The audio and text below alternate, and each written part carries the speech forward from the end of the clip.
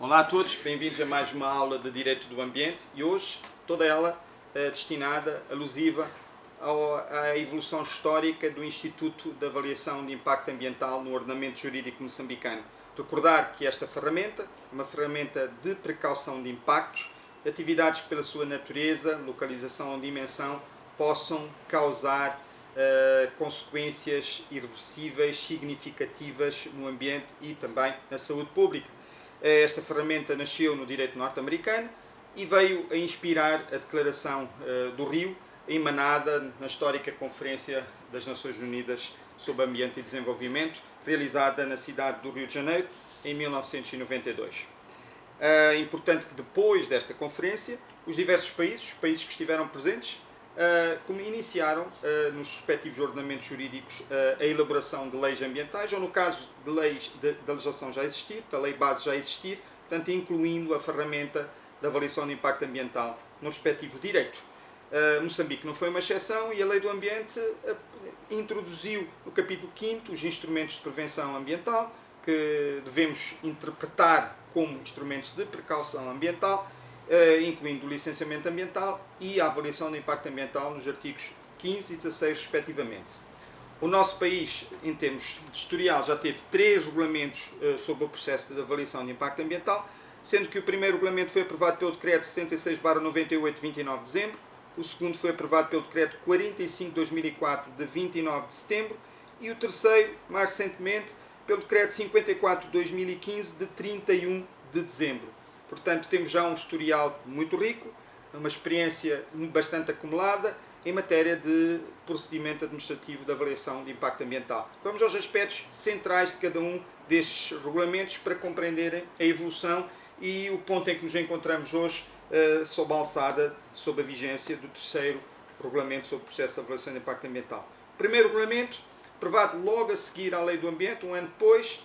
Portanto, ainda não tínhamos experiência acumulada, ainda não sabíamos muito daquilo que íamos encontrar no terreno. Sabíamos é que as atividades até então não tinham passado por nenhum tipo de crivo ambiental. Então, o processo de avaliação de impacto ambiental era um processo... Bom, a estrutura mínima manteve-se, nós veremos isso a seguir, mas era um processo que tinha como etapas a instrução, a pré-avaliação, que era apenas a verificar se os documentos estavam reunidos ou não, do proponente da atividade. Seguia-se a realização de um estudo de impacto ambiental que era único, portanto não havia mais nenhum tipo de estudo, apenas um único estudo de impacto ambiental para todas as atividades constantes no anexo do Regulamento sobre o Processo de Avaliação de Impacto Ambiental de 98. Posto isto, a consulta pública. Terminada a consulta pública, havia lugar à revisão técnica que era feita pelo MICOA, Ministério para a Coordenação da Ação Ambiental, e sempre em Maputo, portanto todo o processo era conduzido a partir de Maputo, em Maputo. Esta revisão, portanto, era feita na mesma entidade que era responsável pela instrução, pela coordenação de todo o processo e mais tarde pelo próprio licenciamento ambiental. Portanto, isto colocava aqui questões também de conflito de interesses, transparência. Seguia-se a decisão sobre a viabilidade ambiental e esta decisão tinha sempre 3 desfechos possíveis. Portanto, viabilidade ambiental, não viabilidade ambiental e uma viabilidade ambiental condicionada a alterações no projeto de atividade. Uma vez concluída esta fase do processo de avaliação de impacto ambiental, passava-se para a fase de licenciamento ambiental, que estava condicionada sempre ao pagamento das taxas ambientais. Portanto, este primeiro regime continha lacunas. A primeira lacuna era, sem dúvidas, o facto de tudo acontecer em Maputo. Portanto, nós não tínhamos nenhum papel na província. Estávamos diante de um sistema demasiado centralizado e disfuncional, porque de facto a maior parte das atividades eram atividades que tinham lugar na província e as províncias, neste caso os governos provinciais, as direções provinciais para a coordenação da ação ambiental, estavam limitadíssimas, basicamente recebiam documentos e encaminhavam para Maputo. O outro aspecto importante é o facto de colocarmos no mesmo caldeirão todas as atividades. Impacto ambiental maior, impacto ambiental médio e baixo impacto ambiental. Portanto, sujeitávamos todas as atividades ao mesmo tipo de exigência ambiental, o que também colocava em causa aquilo que era o chamado ambiente de negócios. Portanto, houve vozes críticas que diziam, mas esta atividade é uma atividade de baixo impacto ambiental, não há grandes impactos conhecidos no mundo, porque é que estamos a sujeitar isto a licenciamento ambiental na cidade de Maputo? Reparem, quando, por exemplo, a atividade podia estar a acontecer em Cabo Delgado. Um outro aspecto também importante era o facto deste documento, este primeiro regulamento. É verdade que previa sanções administrativas, para além da responsabilidade penal e civil, previa sanções administrativas, mas esquecemos na altura de incluir uma importante infração e respectiva sanção, era em caso de não se dar início ao processo de licenciamento ambiental, o que é que aconteceria em termos administrativos. Portanto, uma grande omissão e o órgão, a entidade responsável, através dos serviços de inspeção ambiental, estava completamente limitada a atuar, a agir àquele indivíduo, àquela empresa que desse início a uma atividade que, por natureza, pela dimensão e pela localização, estava sujeita a estudo de impacto ambiental, sem observar o disposto na Lei do Ambiente e no respectivo regulamento sobre o processo de avaliação de impacto ambiental. Portanto, tínhamos aqui uma lacuna muito grande. Pronto, esses aspectos foram considerados. O então MICOA tomou a decisão de proceder à revisão. A revisão veio a acontecer no ano 2004. Foi criada uma comissão para esta revisão. Contratou-se um consultor, e o consultor foi um grande amigo meu, o Dr. Fernando Cunha, e acompanhei através dele, portanto, um pouco o historial. Foram realizadas reuniões a nível das 3 regiões para colher tudo o que eram experiências e recomendações em matéria, portanto, de revisão deste regulamento sobre o processo de avaliação de impacto ambiental, e então surgiu o segundo regulamento da história. Este regulamento, aprovado em 2004, à partida respondeu àquilo que eram as lacunas e imprecisões do anterior regime. Então, desde logo, passámos a ter 3 tipos de atividade e não apenas um tipo de atividade. Portanto, as atividades passaram a ser elencadas em categoria, organizadas em categoria A, atividades de grande impacto ambiental, categoria B, atividades de médio impacto ambiental, e categoria C, atividades de baixo impacto ambiental. Portanto, logo à partida, passámos a ter 3 anexos ao regulamento sobre o processo de avaliação de impacto ambiental, e nós tínhamos sempre que consultar os anexos para verificar em que lista é que se encontrava determinada atividade. E o método portanto, aí a pré-avaliação passou a implicar também, a pressupor também uma categorização, e o método de categorização era o seguinte: portanto, tínhamos uma lista para as atividades de categoria A, discriminação, tínhamos uma lista para as atividades de categoria C, também com discriminação de atividades, e depois tínhamos uma cláusula para as atividades de categoria B, basicamente dizia: caso uma atividade não esteja listada como A e não esteja listada como C, é porque é B. E aí já era assunto de um órgão diferente de decisão, mas também de instrução. Então, a segunda grande novidade é a novidade mesmo da desconcentração de poderes. Isto significou que as direções provinciais para a coordenação da ação ambiental passaram a ter competência em relação às atividades de categoria B. Toda a instrução, toda a coordenação e a decisão de viabilidade ambiental passou a ser feita a nível da província, através da direção provincial, e a entidade de decisão em matéria de licenciamento ambiental passou a ser o governador da província. Muito importante, porque esta desconcentração facilitou bastante todo este processo, não apenas de precaução de impactos, mas também facilitou imenso o ambiente de negócios. E ficou mais claro que não estávamos diante do mesmo nível de exigência, portanto, devíamos tratar de forma desigual situações que também eram desiguais. Um aspecto importante a adicionar foi considerar que não mais haveria revisão técnica feita pelo próprio órgão que superintende o ambiente, seja a nível central ou a nível da província, mas sim a revisão técnica passou a ser assunto da Comissão Técnica de Avaliação de Impacto Ambiental, uma comissão que incluía ainda hoje elementos, portanto, do setor da atividade, do setor da atividade proposta, mas também do setor do ambiente. Elementos do município, caso a atividade tivesse lugar na jurisdição municipal, ou do distrito, em caso de uma atividade que tivesse lugar no distrito.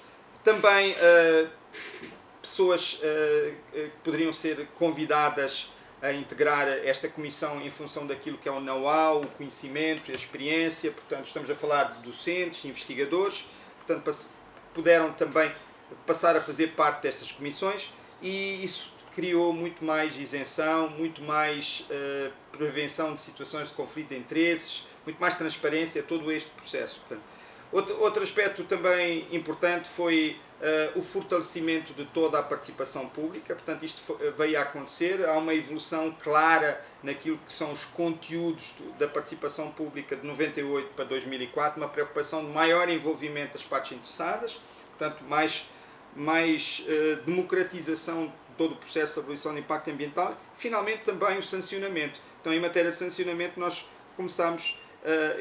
previmos à partida sanções para o caso de um operador não dar início ao processo de licenciamento ambiental, sendo ele obrigatório. Portanto, preencheu-se a lacuna anterior e manteve-se também esta questão da responsabilidade civil e da responsabilidade penal, caso viessem a ser aplicadas.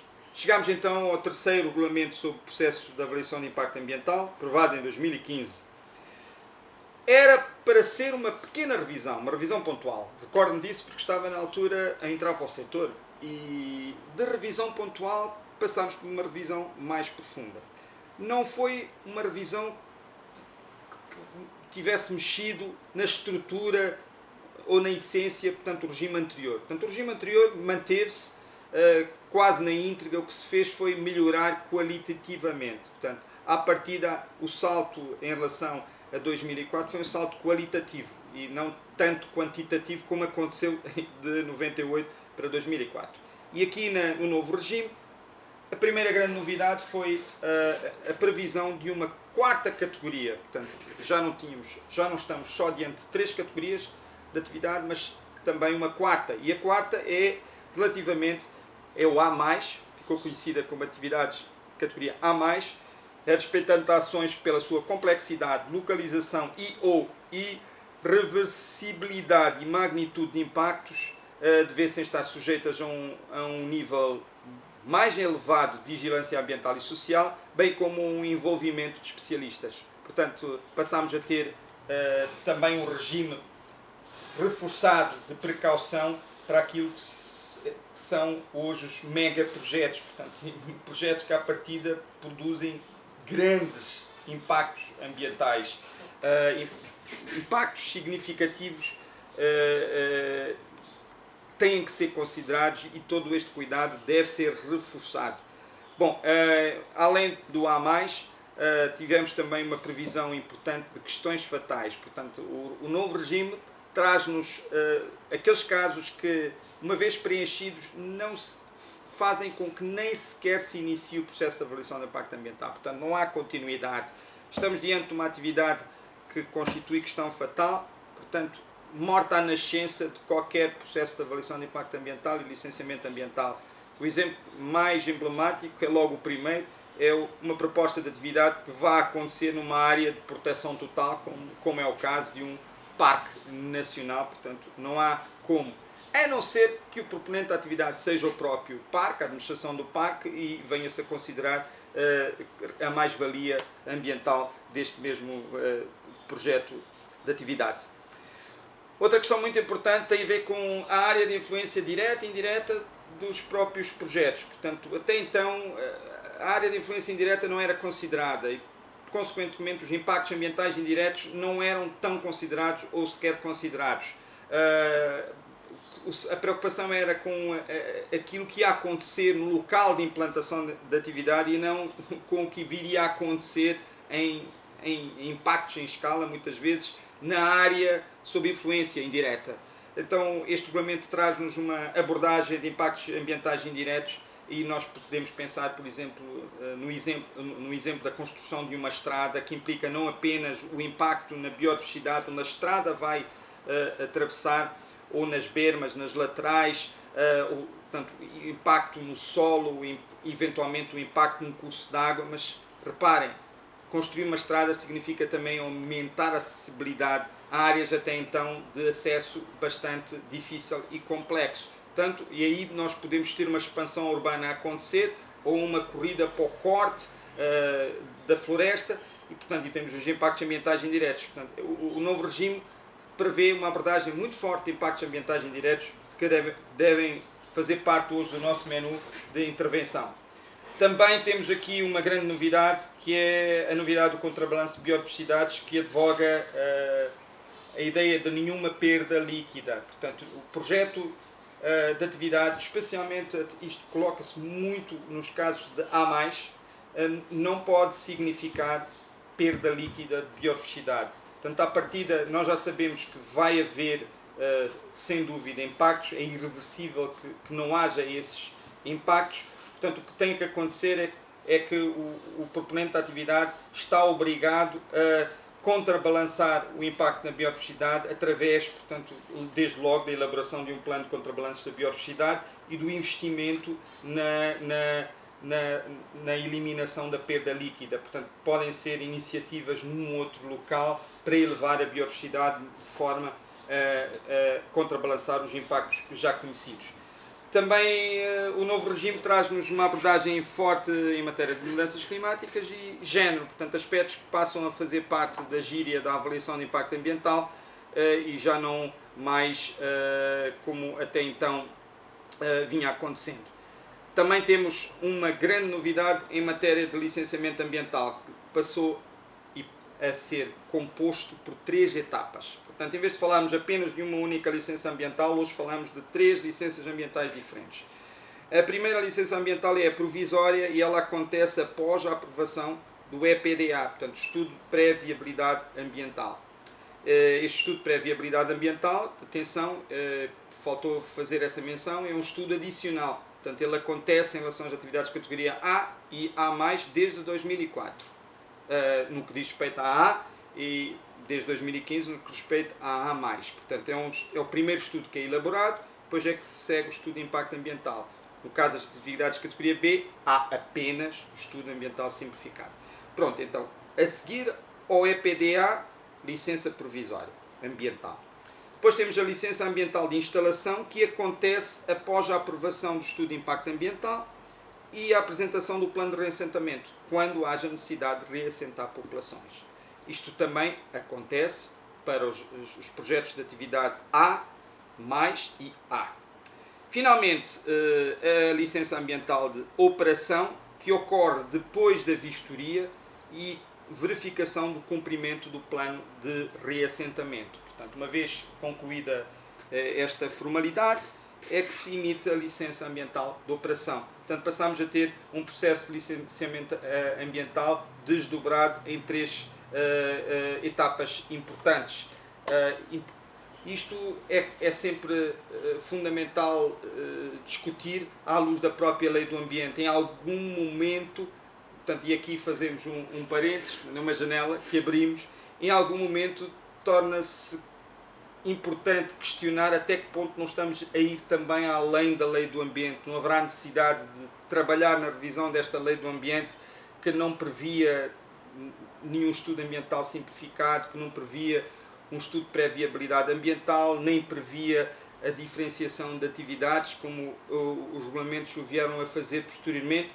Não estaremos, através de um regulamento aprovado por um decreto, portanto, hierarquicamente inferior a uma lei da Assembleia da República, a dar um passo maior do que aquilo que é a nossa competência. Portanto, é discutível, juridicamente é discutível, é que é um aspecto também que poderemos estudar e analisar, não obstante o mérito dos esforços e os esforços na evolução deste regime. Mas há aqui, efetivamente, uma necessidade e temos que a preencher. É fundamental haver uma revisão pontual da lei do ambiente, de modo a acomodar no capítulo respeitante à precaução de impactos ambientais estas novidades que foram acontecendo via regulamentar. Portanto, em suma, o tema era este hoje. Vimos o historial do processo de avaliação de impacto ambiental, para na próxima aula entrarmos aí sim nos aspectos centrais do regime em vigor e começarmos a analisar também algum lado prático. Muito obrigado a todos, bom descanso.